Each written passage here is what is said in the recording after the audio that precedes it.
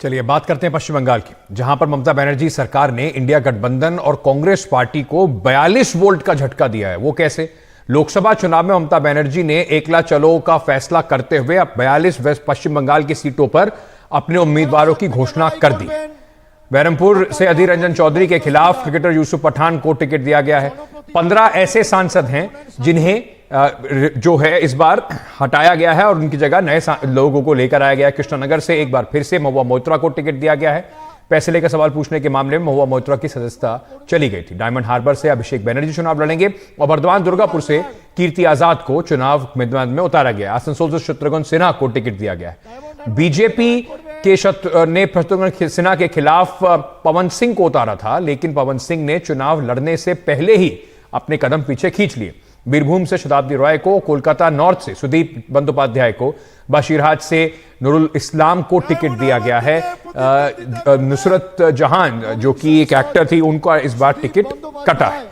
चलिए, तो क्या ये जो पूरा ममता बनर्जी, क्योंकि बार बार कांग्रेस पार्टी कहती आ रही थी, ममता बनर्जी कई बार बड़ा नाराज हो रही थी, कांग्रेस पार्टी बार बार ये बात कहती आ रही थी, देखिए बातचीत चल रही है।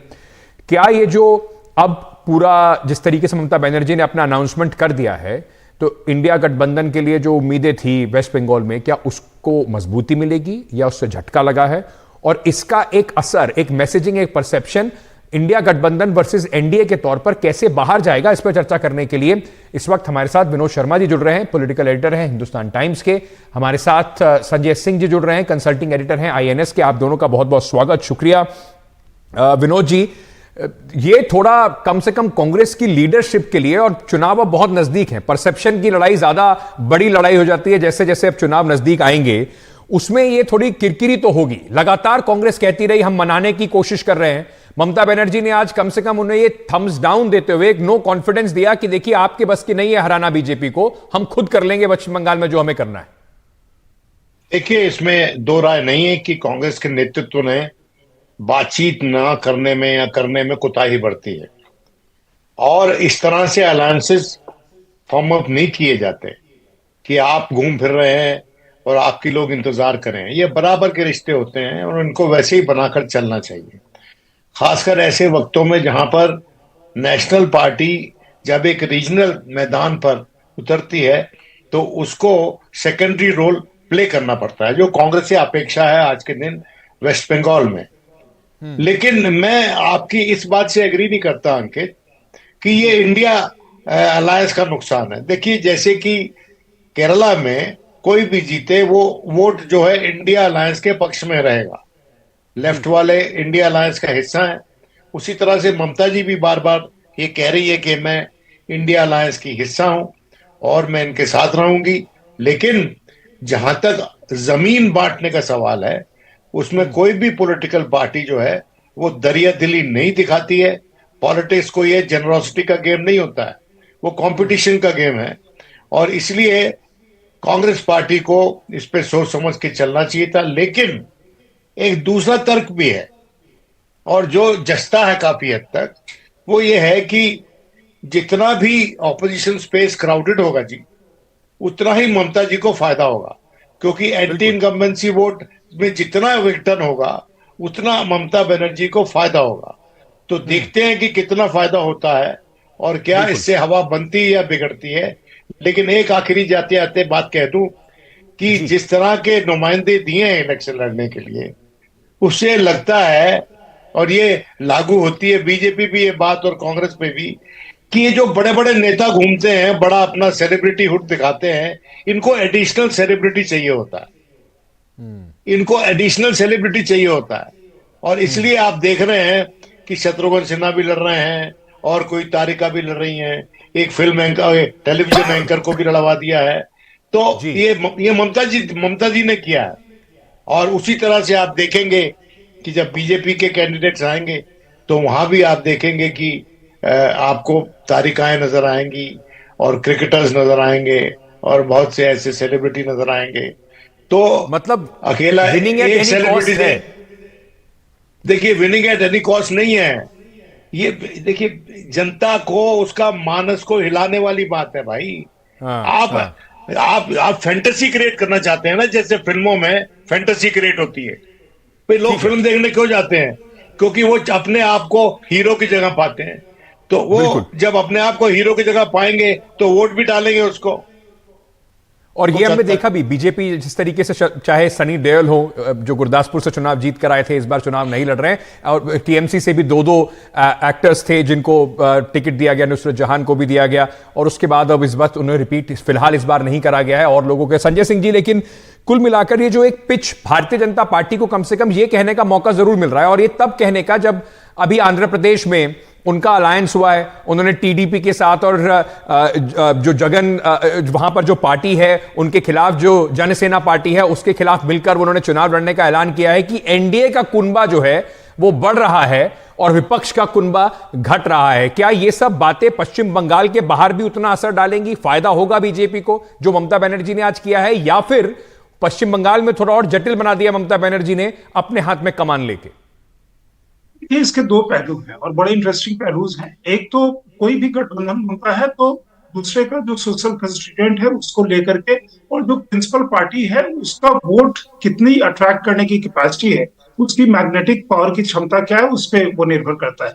ममता बनर्जी ने ये कह के ये बता दिया कि कांग्रेस की हैसियत नहीं है बीजेपी को हराने में, और पहले उन्होंने कह भी दिया है कि वो इतने सीट, मतलब इस बार वो 40-50 सीट लेकर के, या जो भी संख्या उन्होंने की इतने सीट ला करके बताया। कांग्रेस अभी भी जो लड़ाई लड़ रही है, जिस तरह का ममता बनर्जी कह रही है या बाकी वो जगह हाल है, वो लगता है कि सिर्फ इसलिए कि विपक्ष का नेता का अस्तित्व इस बार मिल जाए जीतने के लिए। मुझे नहीं लगता।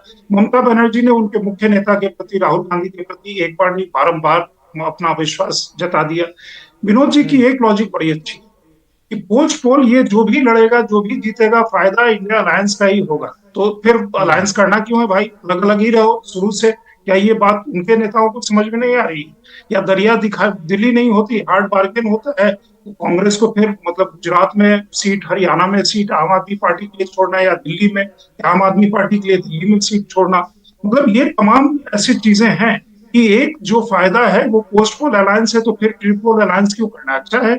लेकिन इस बीच में ममता बनर्जी और उनके अलायंस पार्टनर ने जो कहा, नुकसान मतलब सीधे तौर पे, क्योंकि कांग्रेस अभी भी बीजेपी और कांग्रेस का सीधा सीधा टसल 200 से ज्यादा सीटों पे है।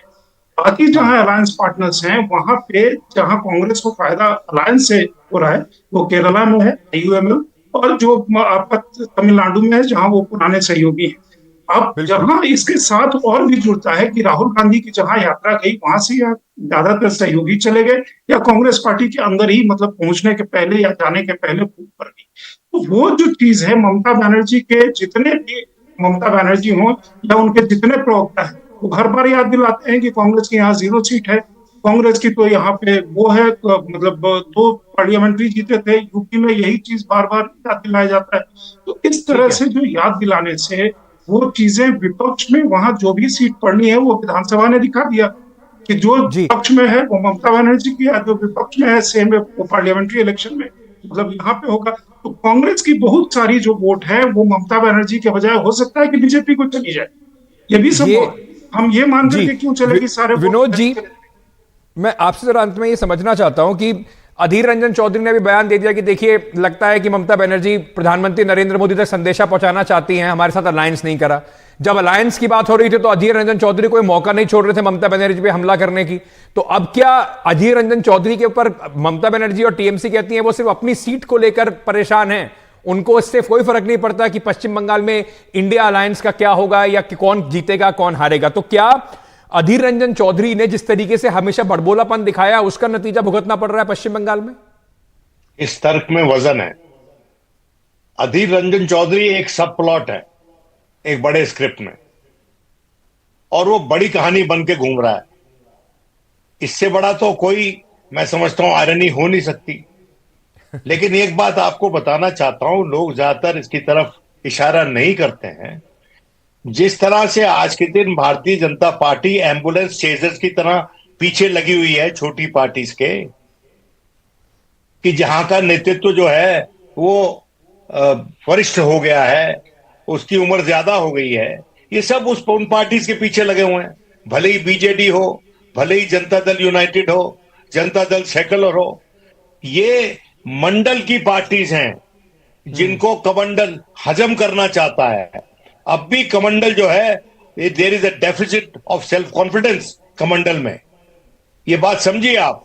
और जी आप कह सकते हैं कि आज के दिन वो स्थिति में है कि वो जो करें, जो कहते हैं वो कर गुजरते हैं, लेकिन ये भी साथ साथ सच है कि जो छोटी पार्टीज हैं उनमें बाल्कनाइजेशन भी बीजेपी कर रही है। आप समझ, शिवसेना में, नेशनलिस्ट कांग्रेस पार्टी में, तो भैया आप तो इलेक्शन जीत चुके हैं, ये सब जुगाड़ क्यों कर रहे हो भाई? आप तो कह चुके हो ना 10 बार कि इलेक्शन तो आप जीत गए हो, आपकी जेब में है, तो ये सब पाखंड क्या है? ये सब क्यों कर रहे हो? हमारी पॉलिटी को इतना विघटित क्यों कर रहे हो? इस देश के लिए कोई आपके मन में कुछ है कि नहीं? चलिए, मेरे पास क्योंकि समय कम है, पर संजय जी समय कम है सर, 20 सेकंड सर। अच्छा, अपनी बात खत्म कर लीजिए जी। बस विनोद जी का कहना यह है कि अगर अच्छे विद्यार्थी आप हैं और आप कंप्यूटर जानते कर जाएंगे तो लास्ट के हफ्तों में पढ़ाई लिखाई छोड़ उस समय पढ़ने की जरूरत नहीं है, क्योंकि आप कंप्यूटर तो कर रहे हैं। अच्छे विद्यार्थी की तरह मतलब वो चिन्ह है कि लास्ट में आरोप मैंने बीजेपी पे कभी नहीं लगाया। अच्छा ठीक है, क्योंकि ये तो एक पोजीशनिंग है 2024 से पहले, चाहे वो 400 की बात हो, 370 की बात हो, हराने की ना हो। अब वो जनता को तय करना है कि क्या चुनाव से पहले ही किसी में आप किस तरीके का कॉन्फिडेंस लोगों में दे रहे हैं कि आपको चुनाव से पहले ही ये बात आप तय कर रहे हैं कि रिजल्ट तो बिल्कुल तय है। अब ये जनता के ऊपर छोड़ देते हैं, लेकिन अभी भी जो अलायंसेज हैं उसमें अभी भी बहुत सारे उतार चढ़ाव आने हैं। और ये सिर्फ आज हम इंडिया गठबंधन की बात कर रहे हैं, एनडीए में भी अभी राह आसान नहीं है। महाराष्ट्र बाकी है, बिहार बाकी है, बहुत जगह हर पार्टी के, हर अलायंस के गठजोड़ जो है, जुगुणा भाग जो है, वो अभी जारी है। इस पर चर्चा जारी रहेगी। आप दोनों का बहुत बहुत शुक्रिया।